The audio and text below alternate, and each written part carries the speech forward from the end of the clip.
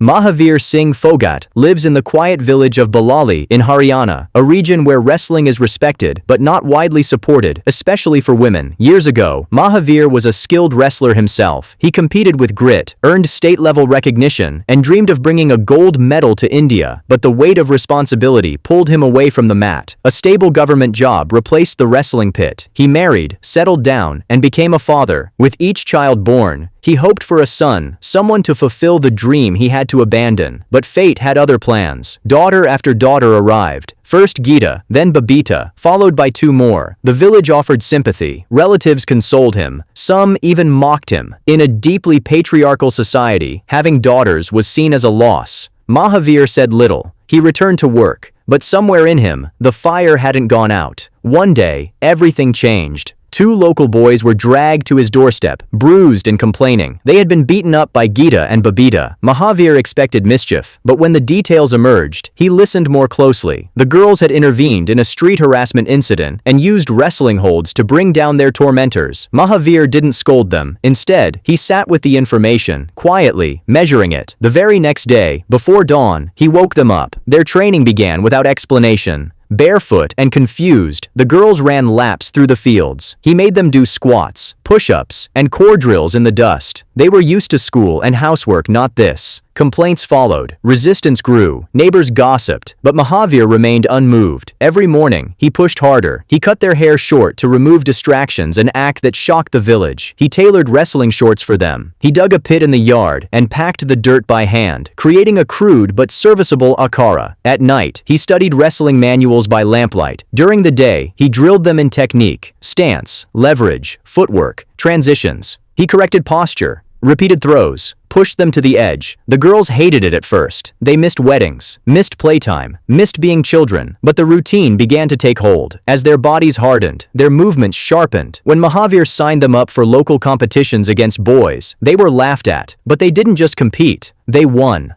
Whispers turned to murmurs of disbelief. Spectators gathered, some to mock, others to watch. Mahavir said nothing. He kept them focused. As medals began to accumulate, the villagers' tone changed. The same people who once criticized now began cheering. Geeta in particular stood out. Her balance, reflexes, and instinct were sharper than the rest. Mahavir noticed. She dominated every local tournament she entered. He began to consider the next step. He gathered documents, filled out applications, and arranged for Geeta to join the National Sports Academy in Patiala, a place where elite athletes are molded, and where his daughter could begin the journey toward international competition.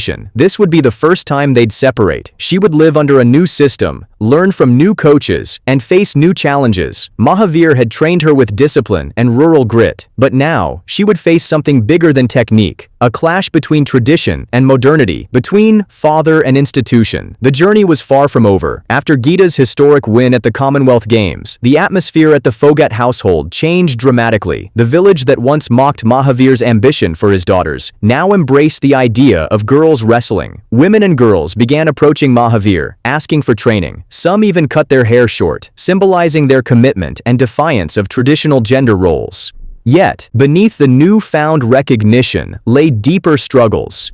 Geeta's victory did not mean the end of challenges. It was only the beginning. Back at the National Sports Academy, Geeta's relationships with coaches and officials were strained. Her unconventional training methods, inspired by Mahavir's old-school rigor, clashed with the academy's approach. The coaches disapproved of her father's interference, often sidelining Mahavir and criticizing Geeta for ignoring their advice. Despite this, Geeta continued her private evening sessions with Mahavir. She honed her strength, endurance, and technique, pushing herself harder than ever. Meanwhile, Babita trained relentlessly at home, determined to follow her sister's footsteps. Babita's journey mirrored Geeta's early days. She was fierce and untamed, with raw talent and boundless determination. Under Mahavir's watchful eye, Babita developed a style blending agility and power. She quickly dominated local and state-level competitions, earning a place at the national level. As Babita entered the National Sports Academy, the sisters reunited, offering each other emotional support amid the pressures of high-level competition. Yet the tension with officials and coaches persisted. The academy's bureaucracy and politics weighed heavily on their progress. Mahavir, though no longer officially involved, remained a pillar of strength and motivation. He visited when possible, sometimes clashing with the academy staff. Despite warnings, he persisted, knowing the stakes. The next major event was the Asian Games. Both sisters trained with the hope of representing India on this prestigious stage. The pressure was immense, not only from external expectations, but also from within their family and community. Geeta faced fierce competition. Battling wrestlers from across Asia, she struggled with injuries, mental fatigue, and self-doubt, but she recalled her father's words. Gold is won in sweat and sacrifice. She pushed through pain, adjusting her techniques, and focusing on her strengths. Babita, younger but equally determined, entered her first international competition. Her matches were a test of grit and resolve. She faced older, more experienced wrestlers, but her training gave her an edge. Babita also earned recognition, showcasing her potential on the international circuit.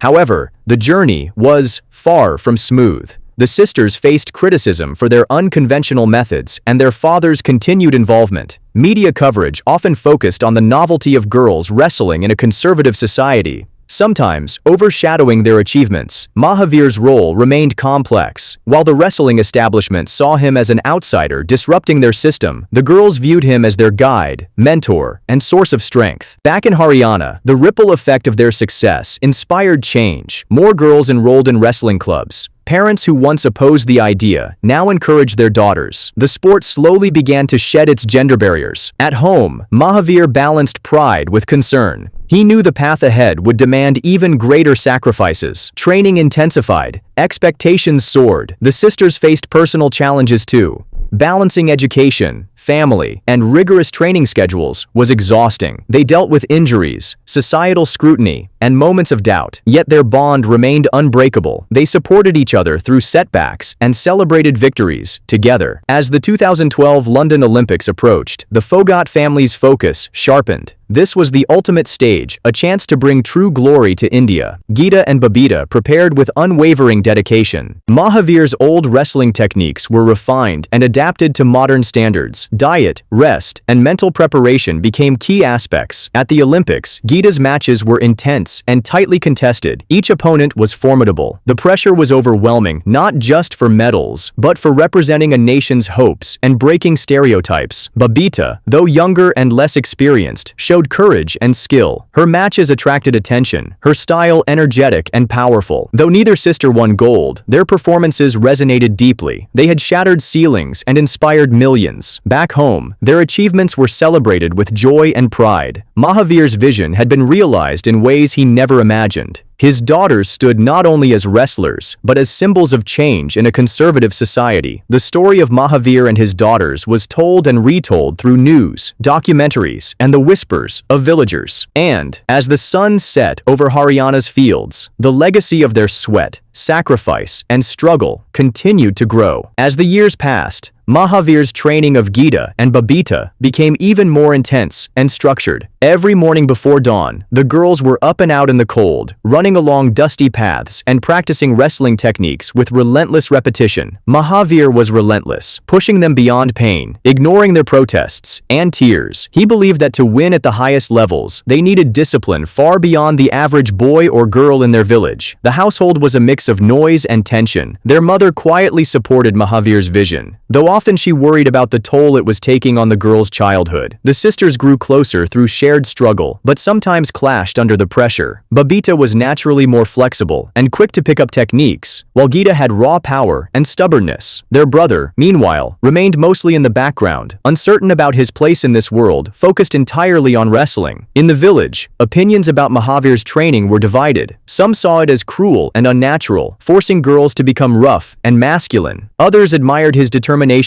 and began to reconsider their own beliefs about women in sports. But their time there was marked by tension between their father and the coaches. Mahavir's presence was both a blessing and a source of friction, as officials worried he undermined their authority. Back in the village, Mahavir's own health began to decline. Years of hard labor and mental strain weighed on him. Yet he never wavered in his commitment to the girls' training. He attended every competition he could, often traveling great distances on foot or by bus. His pride swelled with every medal they won, but his expectations grew heavier too. The climax approached as Geeta was selected to represent India at the Commonwealth Games in Australia. This was the moment Mahavir had dreamed of for decades, the chance to see his daughter claim the gold he had always sought. However, the experience in Australia was challenging. The coaches tightly controlled the athletes' schedules, restricting Mahavir's access to Geeta. At times, he was even locked out of training facilities, a bitter pill for a father and mentor. On the day of the final match, the atmosphere was electric. The arena filled with thousands of spectators from around the world. Geeta stepped onto the mat with determination, carrying not just her own hopes, but those of her family, village, and country. The match was brutal and closely fought. Geeta lost the first round, but rallied in the second. In the final moments, she recalled a secret technique her father had taught her, a hold not approved by her coaches, but effective. Executing it flawlessly, she pinned her opponent. The crowd erupted. India's flag was raised, and the national anthem played. Mahavir, who had struggled to be present, arrived just in time to see his daughter crowned champion. Tears streamed down his face, the dream realized through sheer will,